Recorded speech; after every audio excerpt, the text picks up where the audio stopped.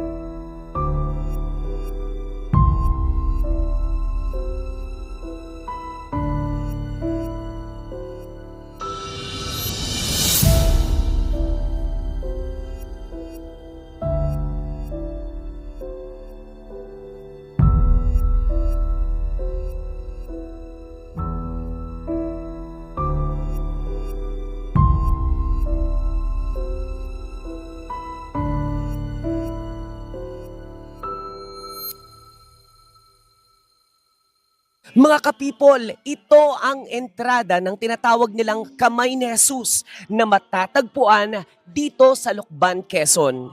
Itinatayang 2.5 million ang taong dumalo para makita ng personal ang tinatawag nilang mapagbilagrong Kamay ni Jesus. Dito ay pwede mong gawin ang tinatawag nating Station of the Cross kung saan susubukin ang iyong lakas kung makakaya mo bang marating ang pinakadulo, ang tuktok, kung saan ito ang pamosong Kamay ni Jesus dito sa Lucban, Quezon.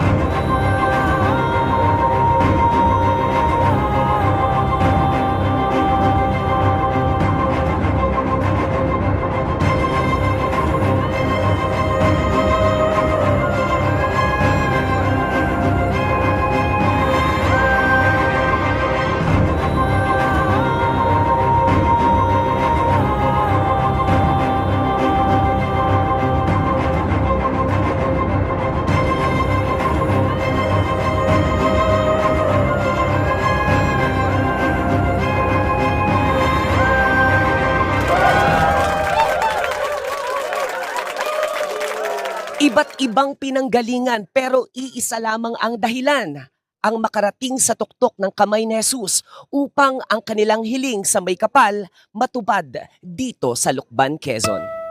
Mga ka-people, isang pamilya ang nakita natin dito sa Kamay ni Jesus na napagtagumpayan ang pag-akyat mula sa napakatarik ng mga hagdanan, marating lang ang tuktok ng Kamay ni Jesus. At syempre, mga taga saan po kayo? Antipolo. Antipolo, Rizal, at kung hindi ako nagkakamali, kayo po ay couple. And then ito po ang kids ninyo. How old are you guys? Magta-13 po sa November. Mag-11 po. Magi-11. 11 and magi-11 at magta-13 years old. But ang nakita ko, may kasama silang, I guess if you don't mind, are you a senior citizen already? Opo. May kasama silang senior citizen na nakaakyat sa tuktok ng Kamay ni Jesus. Kaya dun sa mga senior na nanonood dyan, teka, kausapin muna natin si Nanay. Nanay, ilang taon na po kayo? Magsi-68. Turning 68. And mukhang napakalakas pa po ninyo. May maintenance na po ba kayo? Wala po. Walang maintenance sa edad na 68 years old. Nanay, ano pong pangalan nyo? Julia, si Aranya. Nanay Julia Aranya, at kayo po ay lihitimong taga-Antipolo, Rizal? Kami. Dito ako nakatira sa anak ko. Mhm. At sa tinagal-tagal po ng Kamay ni Jesus dito, pang ilang beses nyo na po pumunta dito sa Kamay ni Jesus? Pangalawa. Kailan po yung last time? Last year lang. Last year lang. Ano po ang dahilan? Bakit last year lang nandito kayo all the way from Antipolo, Rizal at pinili nyong bumalik ulit dito? May milagro po ba? Meron po ba kayong sakit na ipinagdasal na nawala? Bakit po kayo bumalik after a year? Wala po. Walang sakit. Nagpapasalamat lang kami. Nanalo po ba kayo ng milyon sa loto? Ano po yung pinagpapasalamat ninyo?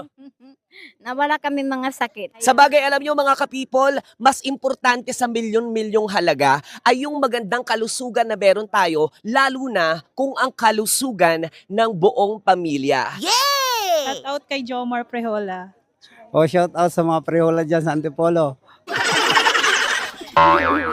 Shoutout po sa mga kaklase ko. Hi, Ma'am San Diego. Sa mga anak ko po.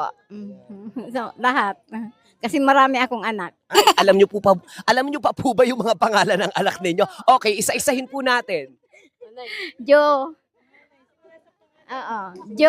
Josephine, Joseph, Alfredo Jr., tapos Mirna.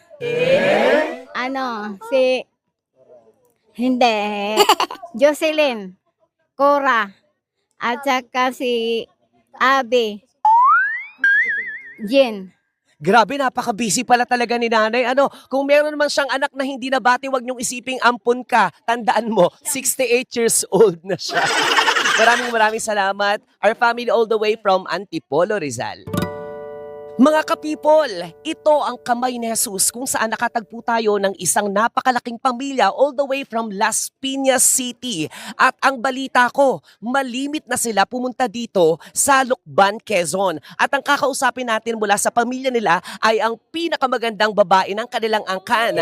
Walang iba kundi si Jobel! O di ba parang first time pa din? Jubel, ilang beses o gaano na kayo kalimit pumunta dito sa kamay ni Jesus? Every year po, nandito kami. Last year din, nandito kami. Nung last year, nandito rin kami.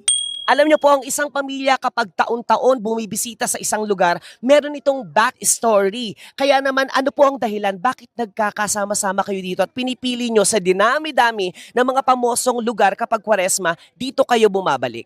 Unang-una po, taga Quezon Province kami. Pangalawa po, yung mother namin kasi masasakitin. Lagi siyang deboto siya dito sa kamay ni Jesus. So, lagi pong pag nagsisimba siya, kasama kaming lahat. Total Holy Week. Yan po, every year. Alam nyo naman, kapag ang isang deboto, ang dasal niyan, laging nagkakatotoo. May kasama po ba kayong senior citizen? Hoy, si Papa. Anong pangalan ni Papa? I'm Bear. Hoy, si Papa Bert, tunog Pasko na, di ba? September, ilang taon na po kayo, sir? Last year, September 3, 2025, I'm 70 years old. Hoy, kaya naman hindi tayo tatalo ng 72. Ngayong 2026, magse-71 siya. At grabe ang lakas ninyo, walang maintenance. Wala pa po. At talagang nakaya nyo po ang pag-akyat ng walang kapagod-pagod. Medyo, kaya naman. Kaya lang medyo may konting na lang. May konting hingal at kirot. Ngayon, dahil wala kayong maintenance at malakas pa ang tuhod nyo, balak nyo pa po bang sundan ang mga supling ninyo? Hindi na kaya. Hindi na kaya. Gusto nyo po ba tulungan ko kayo? Happy 22nd anniversary sa husband ko, Ray Magluya na sa Saudi Arabia. Hi, love you. Shoutout nga po pala, Tao Gama P, Christianville Chapter, Talansing, Las Piñas Council. Oy, mga tao gama dyan, hello! Shoutout po dun sa nililigawan ko, saka sa mga tropa ko, sila Ethan, Rex, saka sila Kevin. Alam mo, kung sino man yung nililigawan ni Kuya, sagutin muna ang taas ng inakyat niya, mapasagot ka lang. Shout out! Shoutout sa aviation department at saka sa school friends ko. Gagraduate namin this year. Oy! Aviation, sooner or later, lilipad na to. Yes!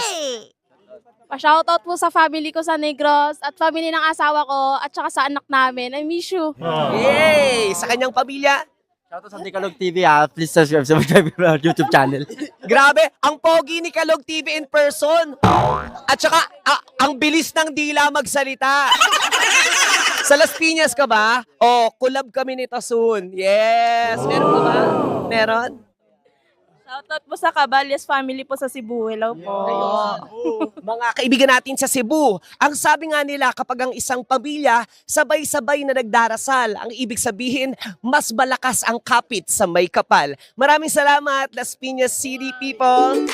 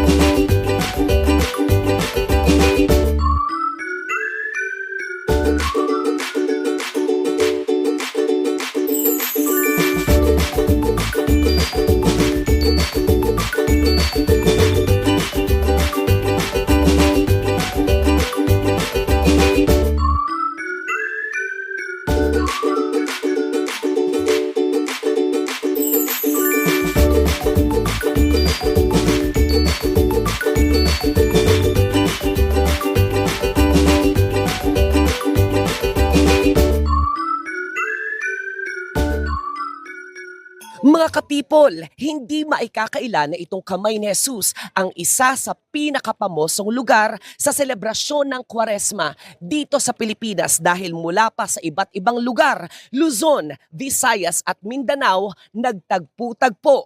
Marating lang ang tuktok ng Kamay ni Jesus.